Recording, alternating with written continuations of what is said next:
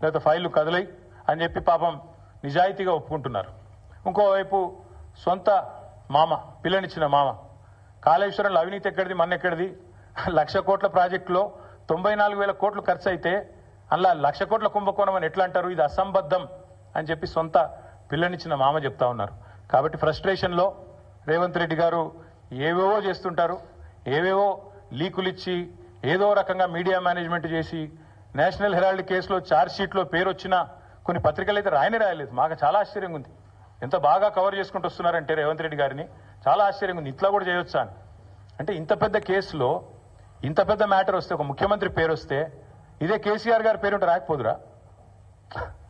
ఇదే కేసీఆర్ గారి పేరుంటే కోతికి కొబ్బరి చిప్ప దొరికినట్టు కొంతమంది సంబరాలు చేసుకుంటూ పేపర్ల నిండా తాటికాయంత అక్షరాలతో రాసేటోళ్ళు ఇలా రేవంత్ రెడ్డి గారికి కవరింగ్ ఇచ్చేందుకు చాలా కష్టపడి కాపాడుతున్నారు.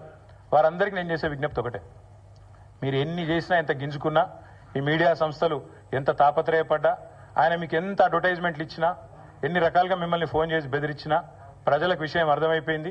ఈయన ఒక లొట్టపీసు ముఖ్యమంత్రి, ఈయనతను ఏం కాదు అని అర్థమైంది. కాబట్టి మీరు కూడా దయచేసి నిష్పక్షపాతంగా వార్తలు ప్రజలకు చెప్పండి. లేకపోతే సోషల్ మీడియా ఉంది, మీరు చెప్పినా చెప్పకపోయినా సోషల్ మీడియా ద్వారా ప్రజలకు అన్ని తెలుస్తాయి.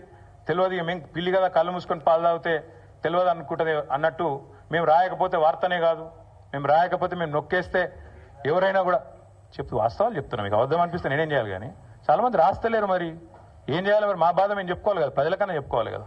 కాబట్టి మీరు అట్లా అనుకొని మీ భ్రమల్లో ఉన్నంత మాత్రాన మీరు చేయగలిగేది ఏం లేదని కూడా చెప్తూ సహకరించే మిత్రులకు థ్యాంక్ యూ.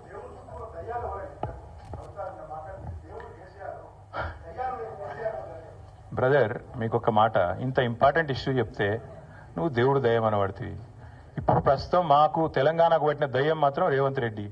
ఆ రేవంత్ రెడ్డి అనే దయ్యాన్ని ఎట్లా వదిలించాలా అనేది మా తాపత్రయం. ఇంకేమన్నా తొందరపడ అంత యాంగ్జైటీ ఎందుకు?